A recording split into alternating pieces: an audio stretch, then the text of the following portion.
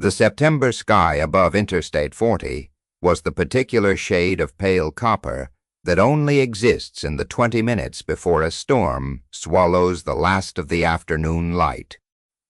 Rosalind Vireo was doing 72 in the right lane, one hand on the wheel of her 10-year-old Subaru, the other loosely curled around a gas station coffee that had gone cold somewhere around Amarillo.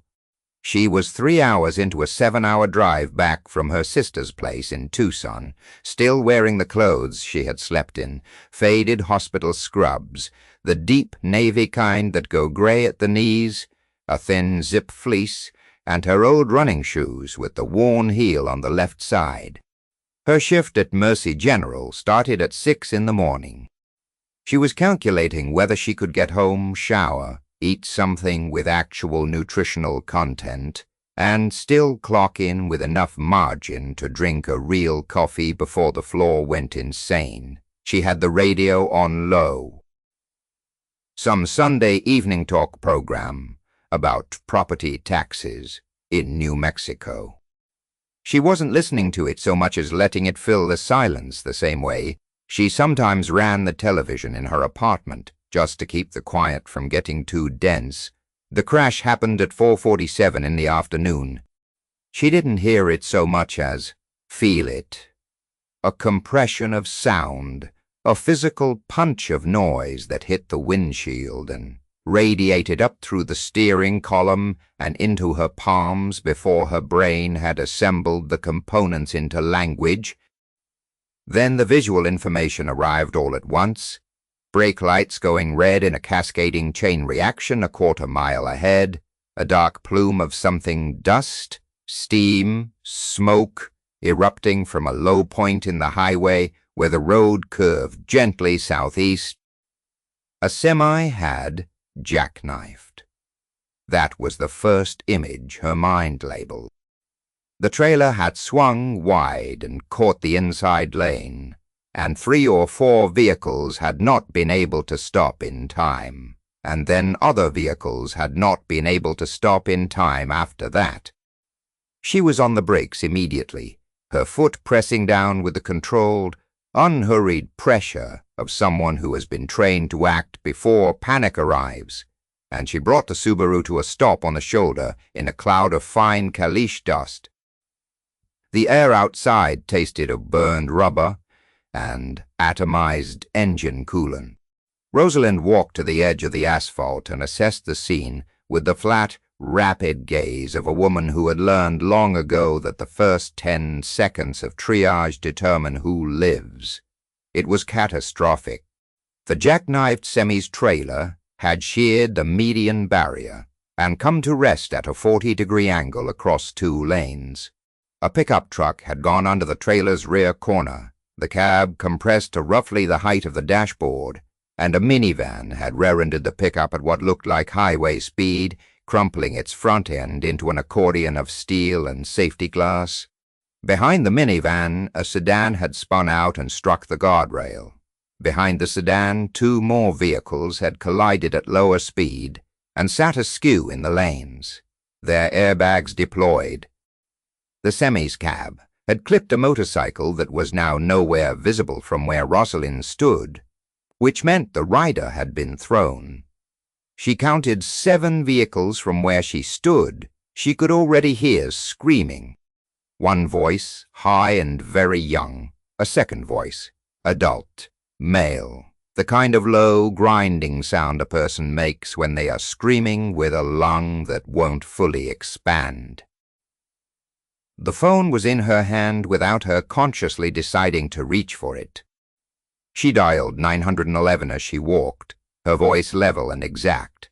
Interstate, 40 eastbound, mile marker 212, multiple vehicle accident, minimum 7 vehicles, multiple casualties. She confirmed the call was active and pocketed the phone without breaking stride. She had no kit, she had no gloves, no airway adjuncts, no tourniquet, no anything.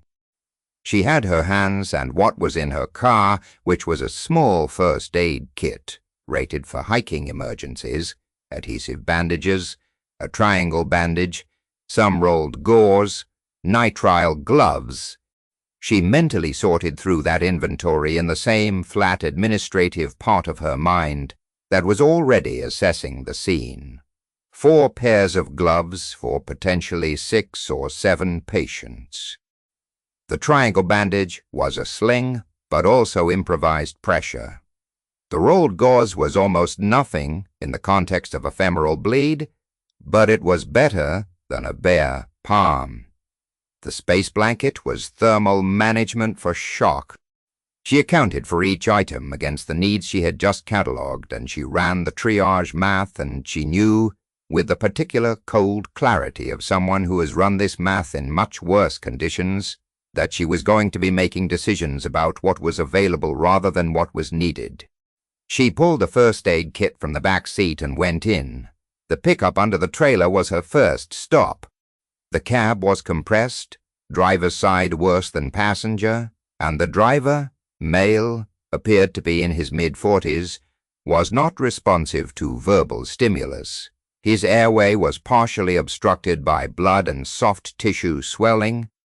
The steering column had intruded significantly into the space where his chest should have been, which meant possible tension, pneumothorax, possible traumatic aortic injury, and a dozen other things she couldn't diagnose with her eyes, but her hands could confirm.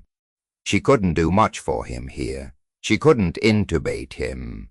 She couldn't decompress a tension pneumothorax through the driver's door because she had no needle and no room. She did what she could. She positioned his airway, cleared the visible obstruction with 2 fingers, confirmed a pulse, weak, thready, present, and flagged him mentally as immediate life-threatening, requiring extrication before anything she could do would matter.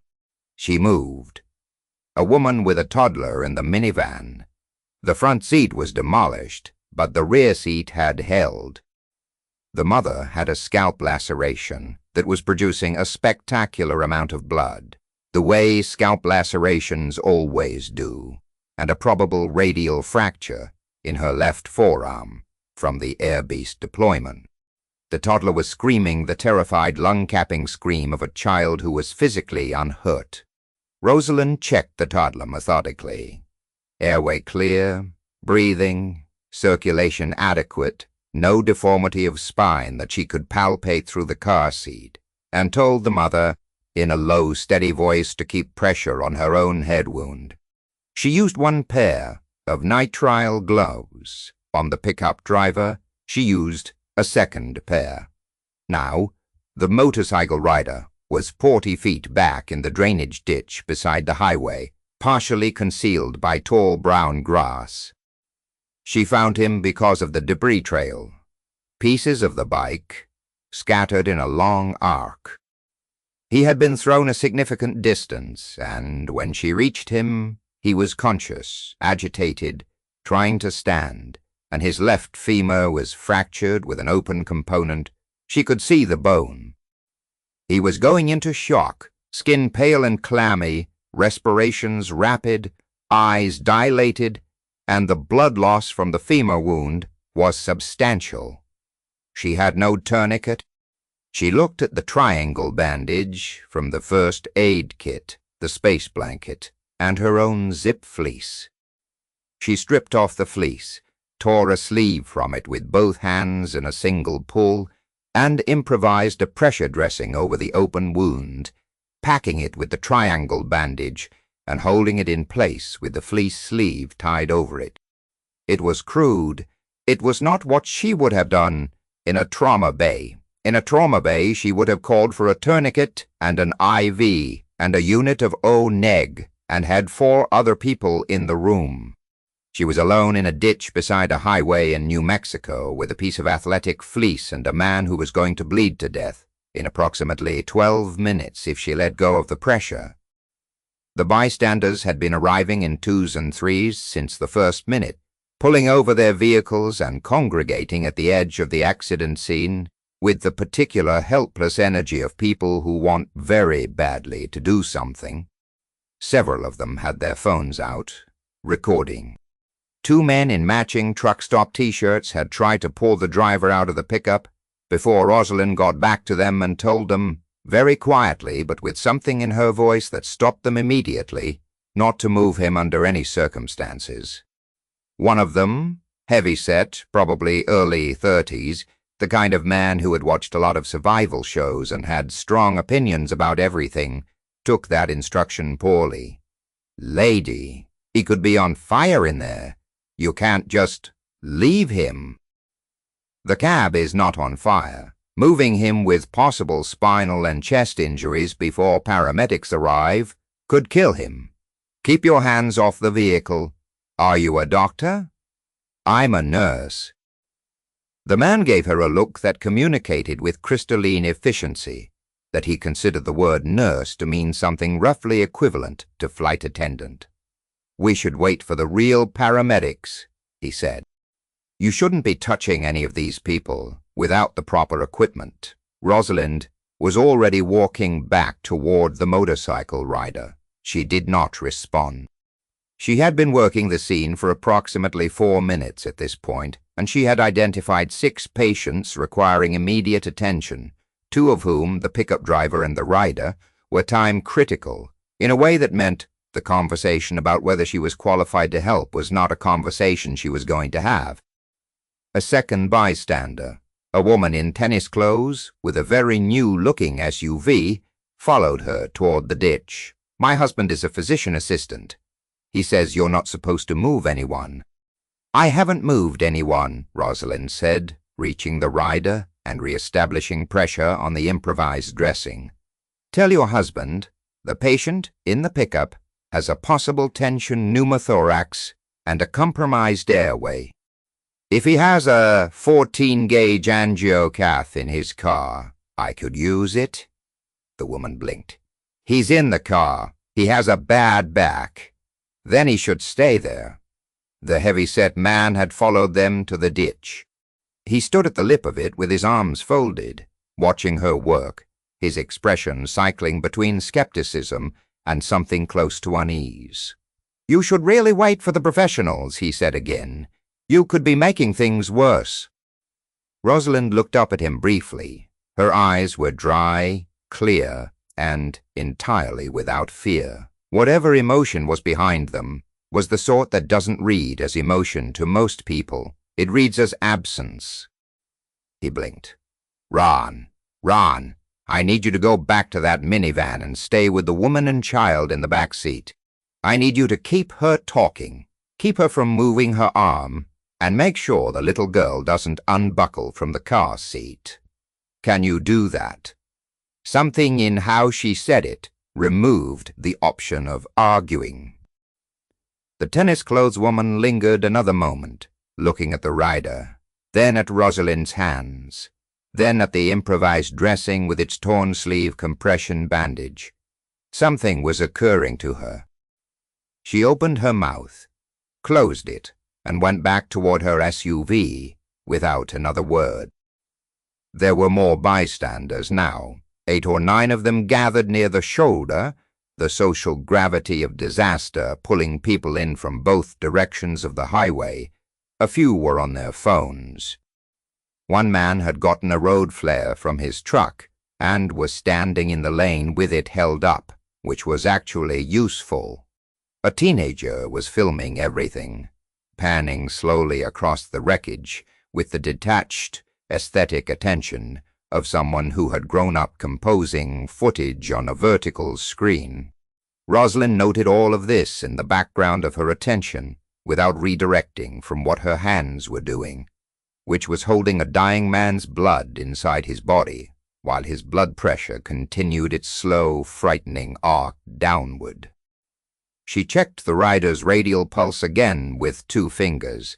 Faster now, thinner, the compensatory tachycardia of a vascular system trying to do more. With less, his skin was pale gray and beginning to go waxy at the forehead. She did the math in her head. His systolic was probably in the low 80s. The next stage down would begin losing peripheral compensation, and after that, the curve got steep. He needed a transfusion. He needed a surgical team. He needed to be in a trauma bay with a type and cross running and neg on deck. What he had was a nurse in a ditch, holding a piece of her own fleece against his leg and talking to him in a level, steady voice about anything she could think of, his name, which she had gotten from him when he was still coherent enough to give it, whether he wanted her to call anyone, to keep him anchored to the present, to give his brain something to do other than begin the quiet process of deciding to stop. His name was Danny. He was 26. He had been heading east to Albuquerque for a new job that started Monday. He had a dog named Ruck. She kept her hands on the dressing and kept talking to Danny, and behind her the audience of bystanders stood at the ditch lip and watched, and none of them said anything more about waiting. She was running on no sleep and cold gas station coffee and 5 years of trying to be invisible, and somewhere underneath all of that, under the soft-spoken nurse, with the 2 big scrubs and the hair she kept flat against her head, something older was coming fully awake. She heard the convoy before she saw it. The sound was distinct, the particular diesel register of heavy military vehicles, a deeper, more authoritative rumble than civilian trucks, carrying the acoustic signature of something that had been designed to be hard to stop. She registered it as information the same way she registered everything in the field, filed, categorized, cross-referenced against what it might mean. 3 vehicles came over the rise in the highway shoulder lane, a pair of HMMWVs, and a heavier wheeled vehicle behind them, all 3 painted in the flat dark finish of vehicles that had been repainted to generic earth tones after service overseas. They were not marked with unit insignia. The men who stepped out were not in uniform. They wore civilian clothes, cargo pants, dark work shirts, the kind of boots that don't leave a print pattern. 5 of them total, moving in the quiet, spaced-out way that military operators move in unstructured terrain. Not a formation, not clustering, spreading naturally to cover the scene. One of them was already reaching into the back of the second HMMWV before his feet had cleared the step. A woman in her late 30s appeared at the front vehicle's passenger door. She was shorter than Rosalind, built with the dense musculature of someone who has spent years doing things that require it, and she was wearing a navy fleece and carrying a bag that Rosalind recognized from the shape and the patches and the particular way it hung. The woman stopped at the edge of the scene, ran her eyes over it in approximately 3 seconds, and said to the man beside her, "For immediate minimum entrapment in the pickup is your priority. Vasquez, go." The man she called Vasquez was already moving. Rosalind rose out of the ditch, keeping one hand on the rider's dressing, and said, "Femoral bleed is partially controlled. Tourniquet goes above my hand. He's hypotensive, probably 800 to 1,000 cc loss. GCS is down to 13. The woman with the medic kit looked at her. Her face changed. It was a very subtle change, the kind that only happens when you look at someone and recognize, in the deep physiological way rather than the cognitive one, something you were not prepared to recognize. Her eyes dropped briefly to Rosalind's hands, the position, the pressure, the angle, and then came back up. "Where's your tourniquet?" the woman said. "I improvised. No kit combat application. 11 years. The woman reached into her bag without looking away. She produced a cat tourniquet and crouched at the ditch lip. "I'll hold position, you tourniquet." They traded off with the wordless efficiency of people who have done similar things in similar places under considerably worse conditions. Rosalind applied the tourniquet at mid-thigh, wound it 3 clicks past resistance, confirmed the pulse distal to the device had extinguished, and locked the windlass. "Good," the woman said. "Not a compliment." The man they called Vasquez had reached the pickup truck and was conferring rapidly with two of the others. One of them had produced a come-along from the vehicle, and they were assessing whether the door could be cleared enough to work the airway from outside. It was methodical, experienced work, the kind of problem-solving that doesn't look impressive from the outside because it isn't theatrical, but that is actually very difficult and requires a specific kind of calm. The woman with the medic bag was watching all of it from the ditch, working the motorcyclist's vitals with one hand and sorting supplies from her kit with the other. She said without looking up, "What's your name?" "Rosalind." "The kind that isn't empty." "What unit?" Rosalind held very still for a fraction of a second. It was the kind of stillness that people who have been trained in evasion develop as a reflex. Not the stillness of calm, but the stillness of a system passing threat and response at speed. "I don't know what you mean," she said. "Your dressing technique, combat pack application, not civilian. Airway positioning on a multi-trauma in a compromised cab without any coaching or adjustment. Your triage was TCCC sequence." The woman finally looked up at her, her eyes with a specific shade of amber that Rosalind associated unreasonably with people who had spent time in high-altitude environments. "What unit?" Rosalind said nothing for a long moment. Across the highway, the sedan's driver, a teenage boy, had been helped out by one of the other men and was sitting in the emergency lane, pale and bewildered, a cervical collar now around his neck. The minivan mother was still talking to Ron, who was sitting beside her, and who had, it appeared, abandoned his skepticism completely. "Retired," Rosalind said finally.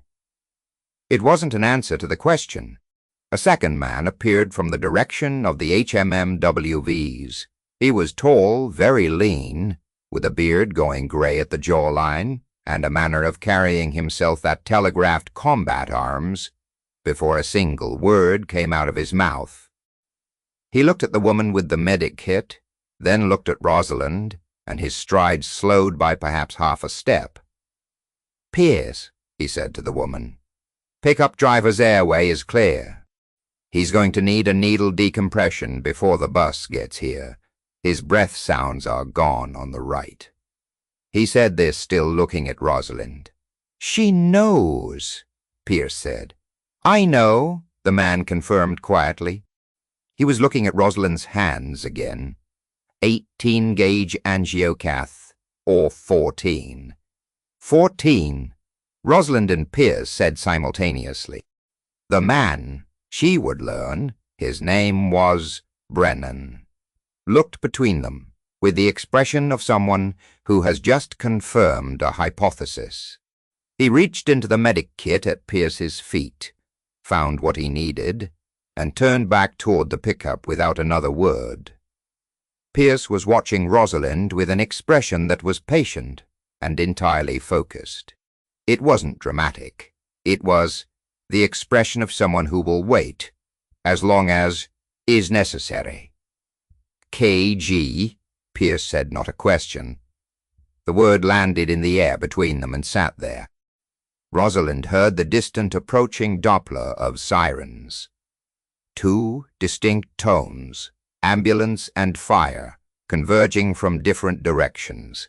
She counted the time unconsciously. 4 minutes out, maybe 3. The male screaming from earlier had stopped, which was either very good news or very bad news, and she had already shifted her weight toward the pickup to go check when she made herself stop. She looked at Pierce. Pierce had the steady, unhurried eyes of someone who has walked into rooms expecting to be the most operationally capable person present, and has spent years being right about that. She wasn't displaying it. She was just carrying it. The way you carry a knife you've had long enough that you've stopped noticing it. "My name is Staff Sergeant Teresa Pierce." Pierce said, "Combat medic, retired, SFM's qualified." I did 3 rotations with 5th Group and then 3 with JSOC in a support attachment role. She paused. I recognize the work. That's a 75th Ranger or Special Mission Unit. Dressing technique. Another pause. Nobody does that by accident. Rosalind kept her eyes level. I've been a civilian nurse for 5 years. You've been a civilian nurse for 5 years. She did not say what both of them understood that sentence to contain. Brennan reappeared from the direction of the pickup truck. He looked at Rosalind's face, specifically something about the way she was holding still, and said to Pierce, "Delta, I'm guessing," Pierce said. "I'm not guessing," Brennan said. He had the particular flatness in his voice of someone who has done Sierra training and remembers what it produces. "I've worked with them twice. The way she sequenced the triage, the way she improvised. CAG trauma medic." Rosalind looked at him for a long moment. The sirens were close now, less than 2 minutes. "You have no idea what you're talking about," she said quietly. But she didn't say it the way a person says it when they mean it. Brennan tilted his head slightly. "I'm not asking you to confirm anything. I'm not asking you anything. I'm just saying that whoever you were before you became a nurse, those people back there," he gestured at the wreckage with a brief motion, "are alive because of it." The first ambulance came in, hot, pulling onto the highway shoulder in a spray of gravel, followed 30 seconds later by a fire engine and a second ambulance. The sound of the sirens, which had been background information for the last several minutes, marking time, drawing closer, suddenly became immediate and present in a way that felt like relief, though Rosalind did not let herself feel relief yet. The paramedics were good. They moved fast, they moved with purpose, and Rosalind stepped back from the motorcycle rider and let them come in, reporting the situation in the flat, information-dense format that paramedics prefer and that civilian bystanders almost never use. She was precise about the timeline because timeline matters in trauma in ways that are not intuitive to anyone who has not done it. A tourniquet applied at a specific time has a specific window before vascular and tissue considerations change the calculus. Sounds. Everything she had done was either helping or creating a secondary problem, and the paramedics needed to know both. The paramedic taking the report, a woman named Delgado, per her name tag, probably 12 to 15 years on the job, wrote rapidly and looked up. "You medical nurse, what's your ACLS?" Delgado nodded once and was already moving. "Stay close." The heavy-set man, Ron, had reappeared from the minivan and was standing at the edge of the highway shoulder with the tennis-clothes woman and several other bystanders who had accumulated over the previous 10 minutes. He was watching Rosalind work through the handoff with the paramedics with the careful, recalibrating expression of a man revising a significant opinion. The tennis-clothes woman said something to him. He shook his head slowly. Pierce had taken up a position beside the second ambulance and was assisting the second paramedic crew with the motorcycle rider. She had already established herself as a medical resource through the simple mechanism of being demonstrably competent. One of the other men from the convoy had a manual blood pressure cuff and was moving between the walking wounded patients with the methodical quiet of someone. Brennan was beside the pickup truck, standing back now, but positioned, so he could hear everything being said inside. The fire crew had removed the driver's door, and the paramedics were working the cab. Rosalind heard them confirm the needle decompression had been necessary, positive for tension pneumothorax, and the decompression Brennan had performed had stabilized the driver enough that he was now, according to the lead paramedic's voice coming out of the cab, maintaining a palpable radial pulse. He was going to make it. She stood at the shoulder's edge and felt that information enter her, The way information enters a person who has been in this work long enough. Not as triumph, not as relief. A thing that was going to happen has happened. The ledger has been adjusted. Now the next thing. Ron appeared beside her. He was looking at the pickup truck. "You knew," he said, "when you told me not to move him. You knew exactly what you were dealing with." "Yes, I thought you were. I thought you were just a nurse." Rosalind looked at him. There was nothing unkind in it. There was a kind of patience that comes from a long history of people underestimating the words just and nurse when they appear next to each other. "I am a nurse," she said. Ron looked at the pickup truck again, at the paramedics working with measured urgency inside the compromised cab, at the man who was alive because his airway had been positioned and held for the 15 minutes between the crash. "Right," Ron said. He didn't say anything else for a while. The scene gradually shifted from emergency to post-acute, the particular controlled chaos of multiple agencies coordinating, the arrival of a third and fourth ambulance, the highway patrol establishing a perimeter. Rosalind gave a second statement to a highway patrol officer and was told to remain available for questions. She found herself standing at the guardrail 40 feet past the main scene, her back to the highway, looking out at the flat, high desert. Brown grass, distant mesas going copper and purple in the fading light.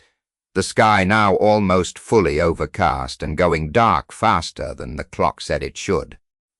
She was very cold without the fleece. She had forgotten she tore the sleeve off it. Pierce appeared beside her. She had the SCERE, person, ability to move, without making the approach audible, which Rosalind had also had once, but had spent years deliberately suppressing because it scared hospital patients.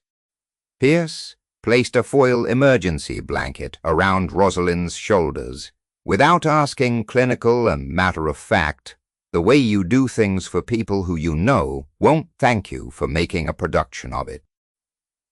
"Dispatch," said the pickup driver, "is critical but stable." "Pierce," said the rider, lost consciousness in the bus, but his pressure was holding at 70 over palpable when they loaded him.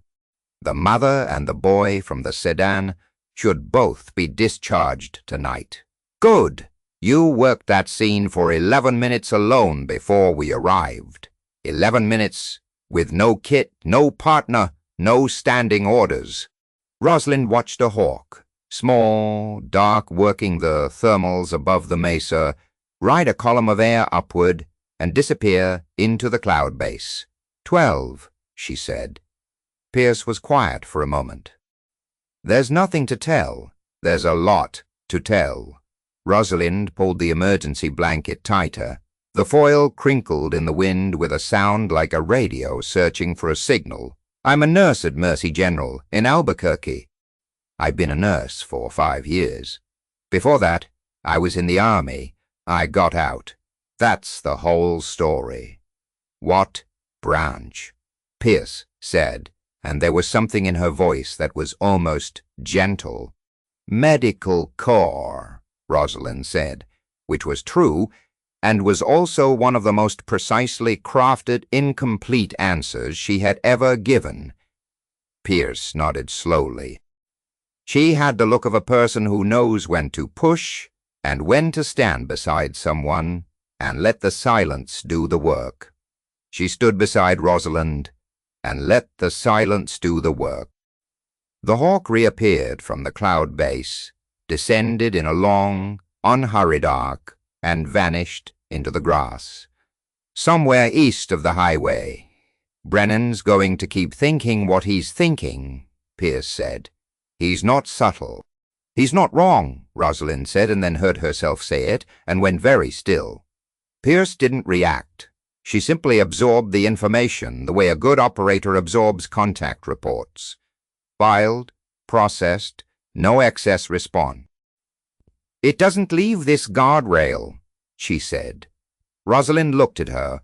"I mean it. Pierce said. "Whatever you've built here, whatever name you're living under, whatever the story is with your papers or your background, or the reason you drive a 10-year-old Subaru with New Mexico plates, but your medical school transcripts are from a different state. None of that is my business." She paused. "But I want you to know that Brennan was right about what he said back there. Those people are alive because of what you were, not just what you are now." Both. Rosalind absorbed this without outward response. She was looking at the mesa. "I had a partner once," Pierce said after a moment. "Went through Q course with me. She was better than me, better than most anyone I've ever worked with. She was quiet about it the way some of the genuinely great ones are quiet, not modest, just precise. She didn't waste motion on things that didn't matter, including explaining herself. She let that sit. I don't know you," Pierce said, "but I recognize her." Rosalind said nothing for a long time. The temperature had dropped 6 degrees in the last 30 minutes, and the guardrail was cold through the emergency blanket, and the smell coming off the highway was burned rubber and oil and the specific acrid note of deployed airbag propellant, which is sodium azide. "I got out," Rosalind said finally. It was a sentence that contained approximately 10 years of architecture she didn't choose to describe. "Yeah," Pierce said. "I don't regret it. I believe you. But today," Rosalind stopped, breathed, started again. "Today it was there. Whatever it is, it was just there, completely intact. I didn't have to find it." "No," Pierce agreed. "You don't lose it. I don't think it works that way. You just stop needing it until you do." Until you do, the first fat drops of rain were beginning to fall, hissing against the hot asphalt, raising a faint steam. Across the highway, the lights of the remaining emergency vehicles pulsed amber and red against the darkening sky. The sound of the scene had changed from crisis acute to the lower register sounds of scene management and documentation and the beginning of recovery. "You should get contact information from Delgado," Pierce said, nodding toward the first paramedic. "She'll need to follow up on the interventions for incident documentation." "I know. And for what it's worth, the improvised tourniquet was sound. Pressure angle was correct for the wound site. It held. I know that too." A faint sound came from Pierce that might have been a laugh. It was too quiet to be sure. She didn't move to leave. She stood at the guardrail with Rosalind while the rain came in properly, pattering against the foil blanket, and neither of them felt the need to fill the silence with anything that wasn't already there. By 7 in the evening, the highway had been partially reopened. One lane was still blocked by the fire crew's equipment and the wrecker working on the semi's trailer, but traffic was moving in the right lane with the careful, slowed-down attention of drivers who want to see what happened and feel a complicated mix of relief and guilt that it didn't happen to them. Rosalind sat in the driver's seat of her Subaru. The heater was running. She had found a second zip fleece in the back seat, an older one, faded green, that she had forgotten was back there, and she had put it on and folded her arms over her chest, and was sitting in the particular stillness of someone who is not ready to drive but needs to be somewhere other than the highway shoulder. Her hands were clean. She had used the antiseptic from the first aid kit and a fast food napkin from the center console, and her hands were as clean as they were going to get without a sink. She looked at them on the steering wheel. They were steady. They had been steady the entire time. She thought about Ron saying, "You thought you were just a nurse." And she thought about how she'd answered, "I am a nurse." And she thought about how both things were true, and neither thing was the whole truth, and how she had gotten very good at living in that particular gap between what people understood about her and what was actually the case. She had been Rosalind Vireo, registered nurse, for 5 years. Before that, she had been something with a different name, a different set of identifiers, and a different way of moving through the world, a way she had closed a door on, deliberately, methodically, with what she had thought at the time. She had driven to a highway in New Mexico on a Sunday afternoon to visit her sister and come home to a night shift, and the door had been sitting right there unlatched, waiting. She didn't know exactly how to process that. She was not sure she needed to. What she knew was this: she had been first on scene at a catastrophic accident, and she had worked it correctly, and nobody had died in those 12 minutes, and the pickup driver, the man who had been closest to it, and he had arrived there alive because she had positioned his airway, and because Brennan had decompressed his chest, and because the paramedics had been good, and Brennan had known what she was. Rosalind let her head rest back against a headrest. She thought about Pierce's partner, the quiet one, the precise one, the one Pierce recognized her in. She thought about what Pierce had said: you don't lose it. You just stop needing it. Until you do. She had spent 5 years constructing a version of herself that was genuinely herself. The nurse was not a disguise. It was a thing she had chosen and trained for and was good at. And she had thought the construction was a kind of conclusion. That she had walked away from the other thing and left it in a place she didn't have to return to. But the other thing was inside the nurse. That was the thing she was sitting with, in the rain, on the shoulder of Interstate 40, with the heater running and her hands steady on the wheel. The other thing had always been inside the nurse. The combat trauma medic was the substrate on which the civilian nurse was built. And today, in 12 minutes without a kit, in a ditch in New Mexico, the substrate had shown through the surface the way old paint shows through a fresh coat in the cold. She was not sure whether this frightened her or not. She was not sure it was supposed to do either. She put the car in gear and pulled carefully onto the shoulder, waiting for a gap in the slow-moving single lane of traffic, and then merged and drove. She arrived at Mercy General at 5:53 in the morning, 7 minutes to spare. She had driven the remaining 4 hours in a state of focused quiet, the radio off this time, the New Mexico high desert going from dark to the flat pre-dawn gray. She had stopped once for gas and to wash her hands properly at a sink, and she had driven the rest of the way thinking about nothing in particular, which is to say she was thinking about all of it. The way you do when you stop trying to organize your thoughts and just let them settle. She clocked in. She drank a real coffee from the staff room. Someone had made a fresh pot, bless them, and she stood at the window of the nursing station and looked at the board. The night had been busy. 2 surgical holds, a stroke admission, a 12-year-old with a diabetic emergency who was currently stable and asleep in Bay 7 with her mother beside her. The charge nurse, a man named Carver, 20 years on the floor, the kind of person who has seen everything and has achieved a particular philosophical serenity about it, came up beside her with a clipboard and looked at her face. "You look like you drove through something," Carver said. "Accident on the 40 vehicle." Carver looked at her more carefully. He had known her for 3 years, and he had the particular perception of experienced nurses who spend their working lives reading people in crisis. "You were on scene?" "First on," she said. He did not ask how it had gone the way people who have not been in those situations ask. He just nodded once, the particular nod of someone who understands exactly what that sentence means in terms of what it asks of a person. "Go check on the stroke in Bay 2, he said. "Labs came back 20 minutes ago, and I want a second set of eyes on the drip rate." "Yeah," Rosalind said.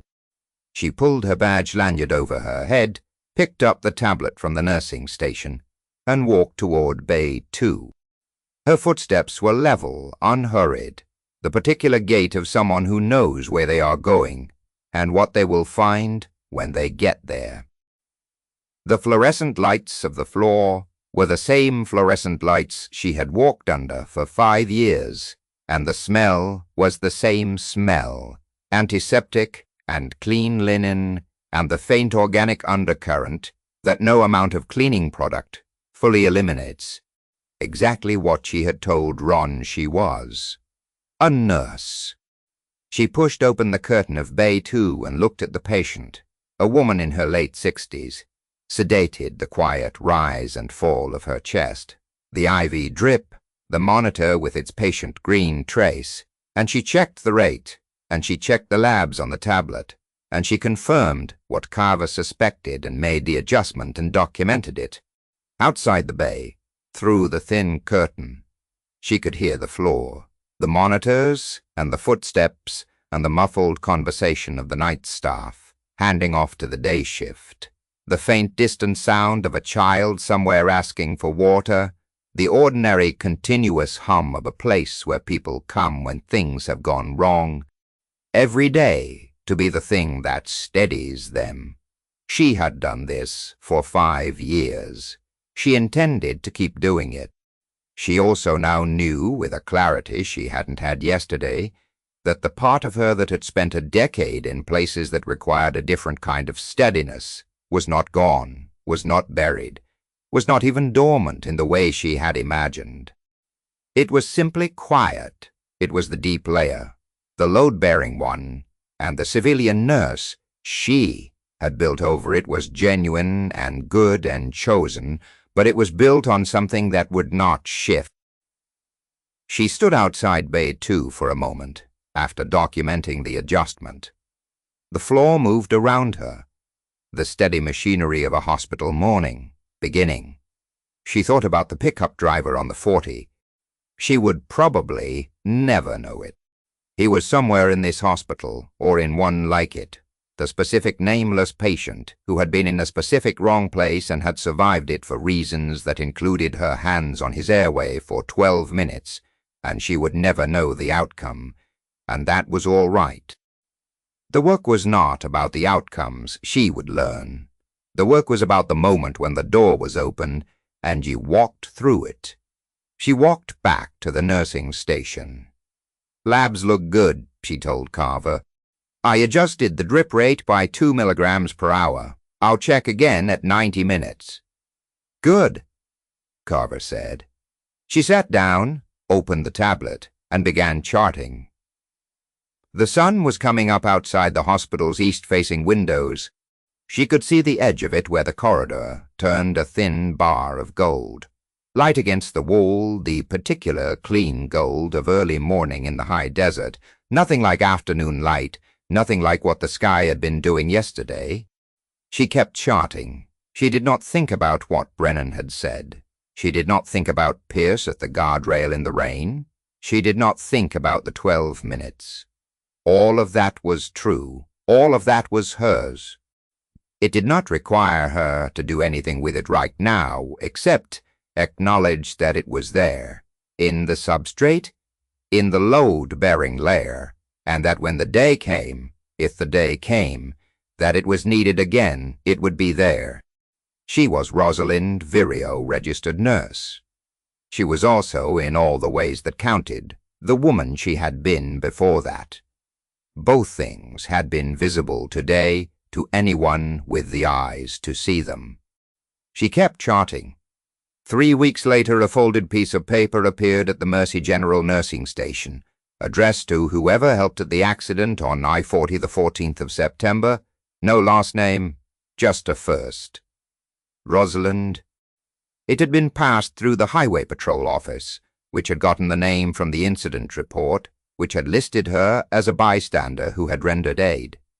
She read it at the nursing station on her lunch break. The pickup driver's name was Martin. He was 47, a high school baseball coach, married for 20 years, 3 kids. He had been driving back from his oldest son's college move-in weekend. He had walked out of the hospital 12 days after the accident. His wife had written the letter. She had written 3 drafts. She said in it she had wanted to get it right. She thanked whoever had held Martin's airway in the cab of the truck until help arrived. She said the paramedics had told her that the window had been very short and that what the nurse had done in those early minutes had been the difference. She said, "I don't know if you're a religious person. I'm not always sure I am. But I believe there's a reason you were on that road at that exact moment. I believe some people carry a gift for this kind of thing, the kind of calm when everything goes wrong, and I believe they end up exactly where they're supposed to be." Rosalind read it twice. She folded it carefully along the original crease.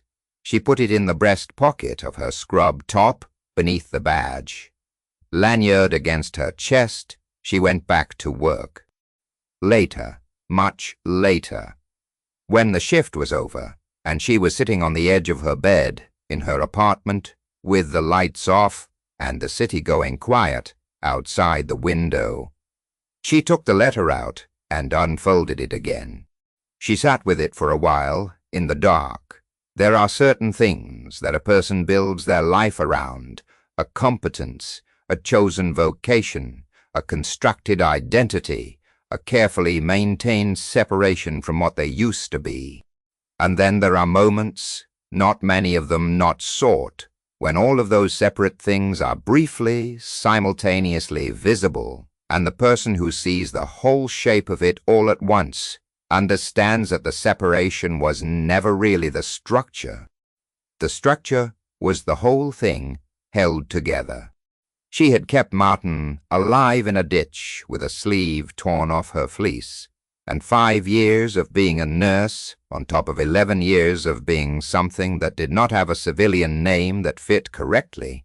She folded the letter again. She was still that thing. She would always be that thing. And when the door opened next time, not if, but when, because the door opened on its own schedule and not hers, she would walk through it exactly as she had walked through it yesterday, without hesitation, without theater. She put the letter in the drawer of her nightstand. She turned out the lamp.